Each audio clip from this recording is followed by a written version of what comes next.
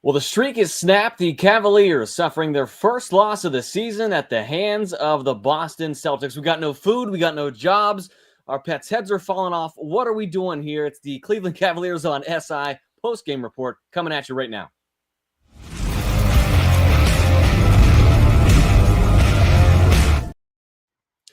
Final score 120 to 117, I believe, actually, with that last basket counting at the end. We knew it would happen eventually. We were hoping that it probably wouldn't happen tonight against the defending world champions, but the Cavs trailing by as many as 21 points, ultimately suffering a 3-point loss tonight to the Celtics. Jon Rudder, Spencer Davies talking about all things Cavaliers basketball tonight. All right, Spence. For a while there in the second quarter, it looked like this might be worst case scenario here, but you have to like the battle that this team showed here throughout the whole 48 minutes. Yeah, if you haven't been watching them all year, then you were probably surprised to see that they didn't just mail it in. This had a very, very uncanny resemblance to the Celtics-Knicks game in the very first game of the season, where the Celtics just could not miss from deep. And to the Cavs' credit, I mean, they stayed in it. They were trying their best to be in the hunt. They had really a lot of trouble in that first half at just getting any kind of offensive momentum going. A lot of lanes were shut off. A lot of off-ball defense by the Celtics was really messing with their cuts, and they obviously couldn't hit a shot from deep. So it took a lot to get back in it, but to their credit, they did. Got it down to 2, I believe it was, in the second half. And that third quarter was just so much fun to watch, to see them get back to their principles, get some stops, and then play a faster game. But ultimately, it's the Celtics and all the weapons that they have. It wasn't just Tatum and Brown tonight, man. It was just everybody across the board nailing shots from deep and really putting forth a great effort on both ends. And that's what happens when you play the defending champs on the road. But Cavs resilience, what else can you say about it? It's been the story of the season all the way this so far. And you got to give them a lot of kudos for that. Yeah, a lot to like from this one as well. It was almost like, each team was going on their run, right? Boston jumped out to that big lead, 21 points there in the second quarter, but the Cavs using an 18-3 run of their own in the third to really bring it into, 5-point game there going into the fourth quarter. And it was almost like, all right, each team's going to go on their run and we'll reconvene here for the fourth quarter and really play things out. And once we got to that fourth quarter, I was sitting there at the edge of my seat thinking like, this would be real fun to watch here for a 7-game series, right? It would. And I mean, you kind of got a taste of it last year. But it was cool to just see the core four on the court against this team that's almost full strength, obviously missing Kristaps Porzingis. But the Celtics came to play, and the Cavs came to play too. It was just a tale of two halves of sorts. And again, I mean, punch for punch, this is exactly what you want in an NBA game. Two heavyweights in the Eastern Conference right now, and they're playing some really solid basketball.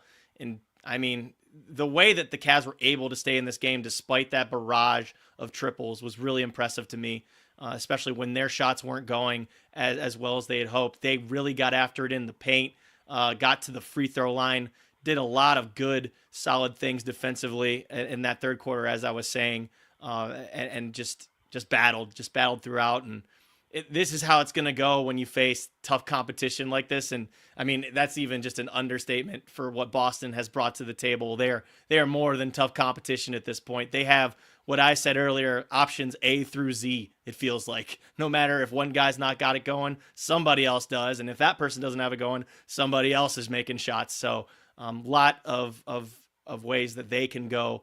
But the Cavs, again, to their credit, stayed in it, didn't get too beat up, and got some help from some other guys that haven't played quite as much this season, and that was big time. Yeah, you knew Boston was going to come out and shoot a lot of threes, right? I think in my game day report, I used that 56% of their shot attempts are three-pointers, so they make no mistakes about who their identity is. And the Cavs, when we talk about the offensive success that they've had so far this season, we talked about them, withstanding the blow from Boston early on. What did they do that really kind of threw the wine and gold off of their game in that first quarter? It seemed like, Kenny Atkinson and the Cavs as a whole have done a great job so far this season of getting open looks, moving without the ball. There wasn't a whole lot of that early on in the game. What did Boston do to eliminate that and to take the Cavs out of their game? Well, I think that the driving lanes were really clogged up, first of all. I mean, you have two perennial almost Hall of Fame defender like players in Derek White and Drew Holiday. Like, that's the first and foremost. I think that's why Darius Garland had such a rough time today. Just not really giving him any room to breathe, not really too much. For Donovan Mitchell too, same thing. Just trying to get downhill. Didn't see Evan Mobley getting downhill quite as much. He was working more in the pocket. They weren't really able to play with pace because of how many shots they were making, how many shots Boston was making, I should say. And that really kind of dictated how the game was going. When Boston's draining shots to the tune of 60+%, you're not able to play fast. You have to play in the half court. And the Cavs have been good in the half court this year. They've been doing the cutting. They've been getting off of their screens and doing all sorts of things like inverted pick and rolls and all that stuff. But again, Boston, they just have so many switchable defenders, and the point of attack defenders that they have really make it tough on opposing teams. And, Darius Garland just couldn't get into a flow or a rhythm. Donovan Mitchell was kind of in the forcing stage early on. And then that was kind of an uphill battle from there. I thought that, George Niang did a really good job of finding guys on cuts. I think he's been really good at driving off of closeouts and making those little push shots in the paint. That's something to watch out for going forward. Sam Merrill, they really didn't let him get much at all. He hit 2 of his 3 triples, but he just could not get any looks coming off of dribble handoffs. They were just sticking to those guys like glue. So that's pretty much why he didn't play as much. I thought Sam was terrific defensively tonight, by the way. Even with Boston making their shots, he was right up into Tatum, making tough shots, tough on him to make shots. Jaylen Brown, same thing. I think Sam did an excellent job defensively tonight and gave them a ton, but it's just so hard when you can't play up and down like they did in the third quarter to generate offensive looks against the Celtics because they're so stout and they're so mobile. Like, Al Horford is 38 years old, and he is still so good at keeping up with guards and almost baiting them into driving on him. Like, that's something that I was texting someone earlier was Darius Garland was trying to attack him off the dribble when they got switches, but he was getting either shut down or getting blocked. And when that happens, the Celtics are going to have the momentum going the other way in transition, and that's all kinds of trouble because we know how much danger they present in that element of the floor. So, Horford, ton of credit to him. And if you want to look back at last year's playoff series, Darius Garland tried Horford a number of times and didn't like the results. It was kind of similar tonight in this game. So, kind of back to the drawing board in that sense. Maybe don't think that you're beating Al Horford off the dribble all the time because he's old. He's got some fresh legs still and is doing a really good job of doing the switches. And not Darius Garland's night. 8 points on the evening, 3 for 21 shooting, and 0 for 6. Missed all 6 of his 3-point attempts. I believe at one point Darius missed 9 straight shots, and amongst there he got swatted by Derek White there, I think it was. So a forgettable game for him. Spence, we talked about the depth from the Celtics and how that can really cause a lot of problems and challenges for teams. Conversely, we've talked about the depth for the Cavs so far this season being an asset, but when you have some guys out of the lineup tonight, like we had tonight, it really kind of forces you into making some different decisions. We'll start with this. Thoughts on Craig Porter Jr. and his performance? I know you touched on it a little bit, but a guy that was kind of forced into some action with Isaac Okoro out and obviously Max Strus still out. No Karis LeVert either. I give Craig an A, man. I'll tell you what, the way that he was able to come in and just be used as a screener, like he was a 7-footer out there and getting separation for Donovan Mitchell, dragging other defenders into action so that Donovan could get the switches he wanted and get going in the third quarter. I mean, indescribable how important that is when you're not having any kind of success in the half court. Craig also, you saw that he was really extending out to the perimeter, hitting those shots. And then when he was attacking off of closeouts, finding guys on cuts or finding the bigs in for little, kind of jump hooks and easy finishes. Really a connector tonight, Craig was.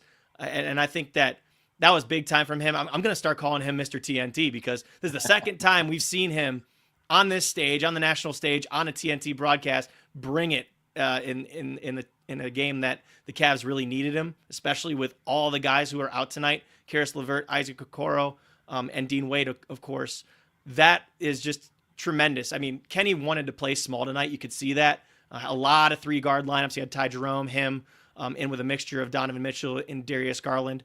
Really brought it, and I think that did a solid job, I think, defensively, getting in there and attacking the paint, and again, hitting those 3 triples. That was paramount, and they were in big moments, and I'm happy for Craig because I think that, he's kind of forgotten in this because the Cavs are so deep, and sometimes, you're not getting as much playing time as you want. But, Kenny went to him and really trusted him. I think he got, somewhere around 20 minutes the other night too, and he's maybe slowly working his way into this rotation even when they are fully healthy. But can't be understated how important Isaac Okoro and Karis LeVert and Dean Wade are to this team. Hopefully people that are watching now know that those guys are very important in terms of being point of attack defenders, hustlers on the defensive end, and ultimately, guys who can connect the offense for guys like Donovan Mitchell and Darius Garland, and then Evan Mobley when he has the ball in his hands. So, no excuse. The Celtics, they dictated this game for the first half. The Cavs came back, responded, but those guys are extremely valuable and important to this team, and it takes everybody to win basketball games, and that's what the Cavs have, and hopefully those guys can get better. I think it's a good learning experience for the Cavs too, to know that you went toe to toe with the world champs. You withstood a big punch there in that first half, and then you rallied back and were able to cut it to really a 1-possession game there towards the final couple of minutes. If you're going to get a chance to talk to Kenny Atkinson tomorrow with the Cavs back in action, if you're going to be down there at the field house, but what are some of the things that you're maybe looking for? And we'll get more into Isaac Okoro here in just a couple of minutes because there's a couple of points I wanted to bring up. But when you get a chance to talk to him tomorrow, what are some things that you're looking for Kenny, and some questions that might pop up? For me, I think defensively, I think they did a better job tonight, but just finishing possessions with rebounds, I think, is really important. The one that's going to stick out to everyone is guarding the 3-point line. This is not the first time the Cavs have gotten torched. The Bulls did it on Friday. The Hornets did it Saturday. Before that, Chicago did it in Chicago. We know what happened in the Bucks game with Damian Lillard just burying them with 15 threes in 2 games. Maybe need to be a little bit more sound on contesting those and running them off the line a little better. And I think that they did that more in the second half. But that's just some areas of concern that I have, just as far as defending the perimeter, making sure that you're not overreacting or over closing, so that guys are getting past you, and then you're playing catch up. Yeah, those are probably the things I'll ask about the most. I'm probably going to ask him about, again, the screening with Craig Porter Jr. And then I feel like George Niang. I said this on my podcast, on our podcast. The way that he's been playing this year, I think, has been kind of under the radar. It's always looking at the 3-point shot and all that, but the way that he's attacked off of closeouts and gotten into the paint and getting those nice little float shots going, and then also just passing and finding the open man, attacking off the catch has just been awesome for George this year. And he's gotten into guys defensively, and he's playing a really solid season so far. Mobley, 22 points, 11 rebounds tonight. Pretty good performance for him. As we take a quick look at the box score, Donovan Mitchell obviously leading the way for the Cavs, 35 and 8, and Jason Tatum. Impressive performance for him. 33 points, 6 of 10 for 3-point range, 12 rebounds.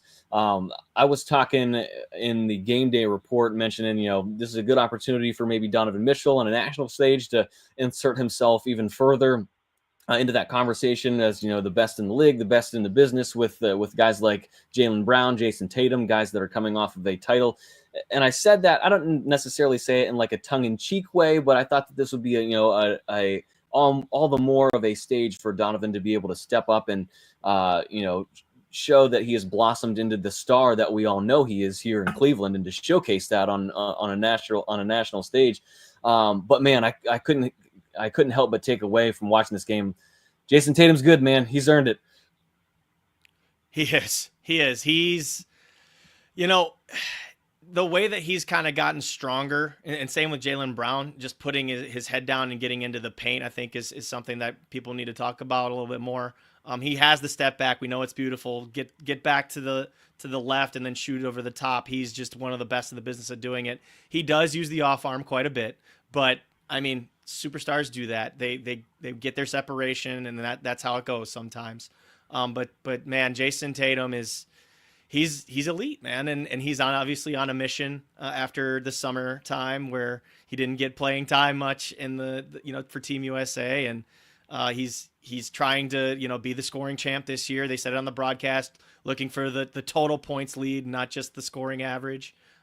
He's big time, and I think that he is one of the best in the league for a reason. And same with Jaylen Brown. Jaylen Brown's the one that really closed it down for the Celtics. A couple real tough lays in traffic down the stretch that were big time. But Boston, it really came down to me for them was just the team effort they had. Peyton Pritchard was on fire in that first half. Really gave them a ton of boost. Derek White, enough can't be said about the timeliness of his makes, the timeliness of him, interrupting the passing lanes, getting rebounds, blocking shots. He's just one of the best in the business. And we're not even talking much about Drew Holiday because, he wasn't really too involved on the offensive end tonight, but he is just so savvy on the defensive end and just baits you into stuff. And that, I think, makes them so dangerous. But, the Cavs came with it in the second half, as I've been saying. And that, I think, just kind of shows that they have no reason and they don't have it in their bones to flinch. And I think those are the habits that Donovan Mitchell has continuously talked about all season when we've been, mentioning the streak and the undefeated season so far to him. He's like, it's about building habits so that when it's April, this is what we're doing. And, we're being in the situational stuff and all that good stuff. So that, I think, is the biggest thing you could take away from this game is, down 4 rotational players, if you want to include Max Strus, who has yet to debut this year, and doing that in Boston in an NBA Cup game, I think is tremendously admirable. I want to mention Jarrett Allen as well. 10 points, 11 rebounds for JA. Charles Barkley brought up an interesting point at halftime, though, and I thought that it was maybe eye-opening, maybe a little insight, too. We always talk about Donovan Mitchell and Darius Garland and Evan Mobley, but Chuck said that this team goes with Jarrett Allen, and he thinks that Jarrett Allen is maybe the most important person on this roster. J.A. didn't have necessarily his best night. He still had a double-double. We know he's going to be a factor on the glass, but by halftime, Jarrett only had 4 points, and the Cavs were down as many as 20. What'd they do to neutralize Jarrett? How can he maybe put himself in a little better position to score a little bit more and facilitate more for his teammates? Well, I think that they just do a good job of kind of walling off when you get into the paint. I think that Jarrett obviously was looking for scores more than to look to score himself. He did have a couple that he finished inside through traffic, especially when it came to that third quarter. I feel like Jarrett is very important to this team. And, you kind of see, or you kind of let it go by the wayside when you see a guy that doesn't take too many shots, but he's extremely efficient. He gets after it on the glass, and he's a heck of a defender. Can he defend in space the way that Evan Mobley can? No, but Evan's a freak of nature. Like you can't expect that from Jarrett. But he was out there on the perimeter on an island sometimes against Tatum tonight and on Brown. It's a lot to keep up with those guys in that foot speed. But I feel like Jarrett does a really good job of getting his hands up, altering shots, and then ultimately, being someone who can find cutters and do a good job of setting screens. But Jarrett really wasn't used as a screener too much in the second half because they were using the smalls as screeners, and then Jarrett ended up kind of being in the paint and trying to wall off guys and trying to box out to make sure that his teams was getting the best shot. So, Jarrett, a double-double, ho-hum, 10-11. But, right, I know. That's career double-double number 200 for him. Wow. Congrats to JA. But yeah, no, it was just kind of tough sledding to get any kind of momentum for him scoring wise, but that's not like a primary concern. Donovan is the one that he took almost 30 shots tonight, and you knew he was going to have to, the way that Darius Garland was playing. I mean, DG did not have a great day from the field, so Donovan had to pick it up. And, you had the guys off the bench who really came in and stepped it up. I think they started out 15 of 21. The non-DG Don guys were 15 of 21 to start the game, while DG and Don, I think, were 6 of 21, I want to say. So that's going to be hard when your primary scorers aren't going in the first half, and then you have to climb out of the hole, and they did.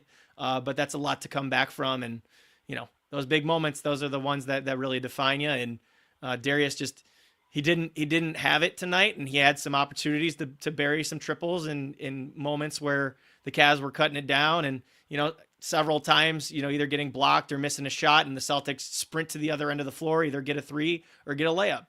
Those are things that kill you, but that's perfectly fine to say and criticize today. But we know that this was a guy who won the Eastern Conference Player of the Week. He's been having a tremendous season, 3 straight games at 25 points. He's been taking care of the basketball. He's been great at playmaking for them, and is getting off the ball and doing a lot of good things. So don't let this change your mind or do anything like that about Darius Garland. He's had a terrific year. This is a performance that I'm sure that he's going to remember, and it's going to drive him. If you're just joining us here, Cavs 120-117. They fall to the Boston Celtics. We are breaking down this first loss of the season, something we're not really quite used to doing here. I wanted to ask you this, too. Is it concerning to know that Boston shot so well from beyond the arc? Coming in, you knew that they were going to take a lot of threes. You know that this team, that's their bread and butter. That's what they do. But you brought up an interesting point a few minutes ago with, like, the Bulls did this a couple of nights ago. Is this something that teams may be starting to exploit from the Cavs here in the future? Can we expect teams to maybe try to exploit that from them here in the future? And how can they circumvent this? And is getting some guys back in the lineup obviously going to curtail that enough? I'm sure. And, teams are going to see probably that the Cavs are playing fast. So if they're going to play fast, you're going to want to try to play fast with them, because that's the way that you're going to get the quickest shots up. That's the way that you're going to be able to score on them, because when you're set in the half court against the Cavs, it is tough sledding to score on them.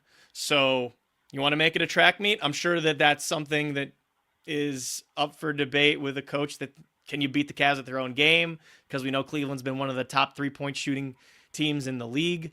They've also been amazing at creating turnovers and scoring off of those miscues. So that's probably up to strategy of the coach. Do you have the personnel to do that? That's another thing. Boston, like I said earlier, they do this to teams. That's a Boston thing. But to your point, Chicago did the same thing. The Hornets had quite a bit of success from the perimeter. It's definitely an area that the Cavs are going to have to look at. And, if teams start to exploit that perimeter defense, then that's something that's a real conversation worth having. But I feel like the Cavs would dare them to try and beat them at their own game right now, because they're playing in such a flow at the moment. We also talked about Isaac Okoro, one of the guys that was out of the lineup here tonight. We talked about his impact on the defensive end. I don't want to overstate it too, because this was a question I wanted to ask you. Like, how much did his absence hurt these guys specifically tonight?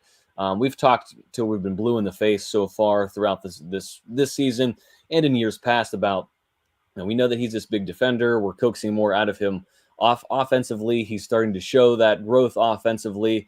But tonight, a night where you really could have used him and shutting down two guys like Tatum and Brown. And I don't want to make too much out of one guy being out of the lineup, but I think that I think you brought it up a little while ago. Like, this illustrates the importance and the role that he fits among this five. Most definitely. And, I think Isaac's offensive growth has to do with him not only just being a better 3-point shooter over the last couple of years, but also just the way he attacks off of closeout and play makes. He's somebody that really gets after it, tries to go on the offensive glass, play makes off of cuts. That I think that's another element of this Cavs offense in the half court. But Isaac's definitely a crucial part of this. He's been the starter ever since Dean Wade, was sick, and he's stayed in the starting lineup for the most part. And he's done a really good job of, getting the pace up. And then you said it. I mean, the guy is just such a bull defensively. On the ball, he would have been in their shirts, that. But even off the ball, kind of getting deflections and playing passing lanes and denying the ball, I think would have been something that would have been nice tonight for the Cavs. But that I think Tatum was still going to get 20 shots up.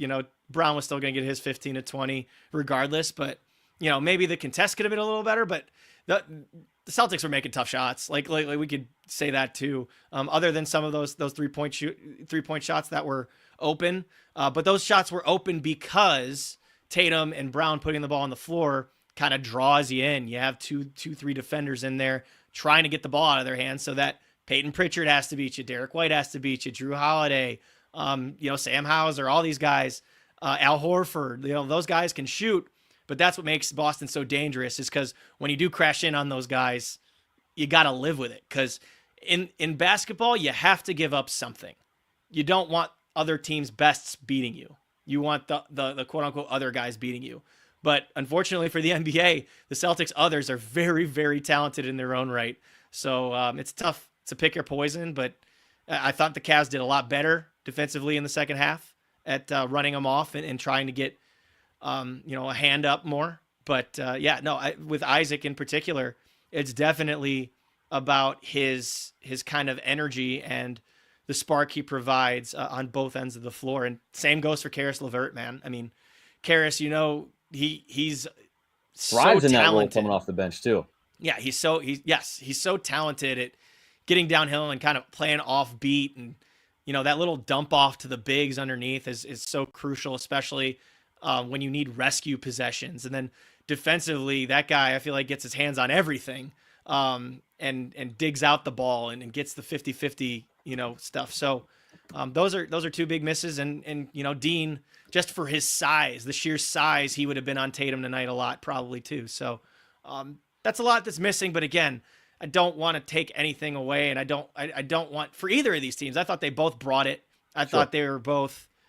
We were watching a very fun basketball game tonight, and had a lot of stakes. And something that we didn't mention, John, actually, that last shot by Ty Jerome for point differential in the NBA Cup could be a big thing. That was the nuances, right? From a 5-point loss to a 3-point loss. So pay attention to that one too. Yeah, he may end up being the unsung hero here. We got 1,200 eyeballs watching us tonight, so we thank each and every one of you watching here on the post-game report here on the YouTube channel that we have running. The good news here, Spence, they don't have a whole lot of time to ruminate on this one. They're back in action tomorrow night. We'll wrap things up here with some final thoughts and some final takeaways here as we get our eyes set here on the Pelicans tomorrow night.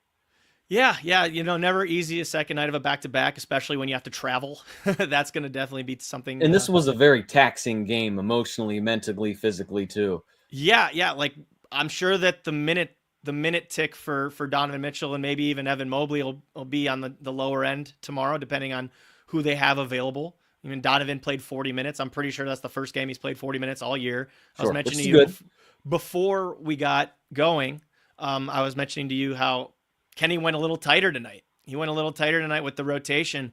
I was kind of surprised we didn't see any Jalen Tyson. I was kind of surprised that, Tristan Thompson didn't see many minutes, or even Luke Travers for a pinch, because they have gone 10-11 deep consistently this year. But Kenny clearly felt that he was going to have to lean on his starters a little more this game, and played the guys on the bench starter minutes. So, mixing and matching. Someone we didn't get into earlier too was Evan Mobley. I thought was terrific today. I mentioned it earlier. There's just no one. If there's somebody on the other team that wants to try Evan Mobley, be the Cavs guest. He was guarding guys out on the perimeter and then switching onto cutters and then either stifling them or blocking them. Something I'm going to mention on the podcast when we do this is I don't know. Evan is just a left-handed player. He loves using that left hand. His handle is probably better with his left than his right. So keep an eye on that. He's just so good and ambidextrous. He's just so markedly improved in so many elements of his game, like pushing it up the floor, still playing in the pocket, but even hitting a couple trays tonight, and attacking from the perimeter. I thought that he was really good tonight, and maybe didn't even get the ball as much as he probably should have in the fourth, because Donovan went into takeover mode. But, that stuff's going to happen. And, sometimes you fall back on old habits, and, not saying they were bad possessions. I think Donovan in ISO situations is good. But yeah, maybe Evan could have had a little bit more touches there late. And that might have, changed things. But I keep going back to it. It's the Celtics. They are the reigning champions for a reason. And they were hella ready and hella prepared tonight. Really makes you look forward to these next 3 matchups that you got with them throughout the rest of the season. And Brian, we brought up his comment too, bringing up a good point. Cavs good as advertised, especially being shorthanded. You had the bad game from Darius. Hopefully you can just throw this away as a one-off, but we'll get set here for the Pelicans tomorrow night from Rocket Mortgage Fieldhouse. Your final score, Celtics 120, Cavaliers 117. And again, the good news, as we mentioned, they don't have a whole lot of time to think about it because they are back in action tomorrow night against the Pelicans. For Spencer Davies, Anthony Meglin, who has been controlling the ship back there, doing all of the graphics for us here, getting that box score ready, doing a terrific job for us, as always, behind the scenes and making sure that everything goes off here smoothly. Spence, anything you want to wrap up here before we say goodbye to folks? Yeah, no, just say all the great work that you do on the game day report, all the good work that our writers do on si.com/NBA Cavaliers. Make sure you go visit there. Please subscribe, like, comment this YouTube channel, Cleveland Cavaliers on SI. We're building it. This thing is getting bigger by the day. We will be in attendance tomorrow for that Pelicans game. We'll have pregame reports from me. We'll do post-game shows. We'll do post-game interviews, locker room reaction, all that good stuff. So please like, subscribe, comment that. Do the same for the Cavs on SI, Courtside Cavs on SI podcast. We're just starting that. I think we have 6 episodes. We're on Spotify, Apple Music, and Amazon Music. So like, subscribe, comment, and rate so you can blow that thing up and hopefully just increase this coverage that we got going on here on Cavs on SI. Perfect. And we'll be getting we missed the frog. Yeah. Oh, yeah. The frog. We couldn't break out the frog. We couldn't break out the frog today. The frog had to be in hiding today. Maybe we'll get him back out here tomorrow night. We'll get right back to work on the game day report that'll be hopefully published here in the morning. All right, Spence, good seeing you again. We'll see you back here at the court tomorrow night. For Spencer Davies, for Anthony Meglin, I'm Jon Rudder. Thank you for watching here tonight. Cavaliers a loser, the first loss of the season, but they are back in action tomorrow night. Thank you for watching the post-game report here on the Cleveland Cavaliers on SI YouTube page.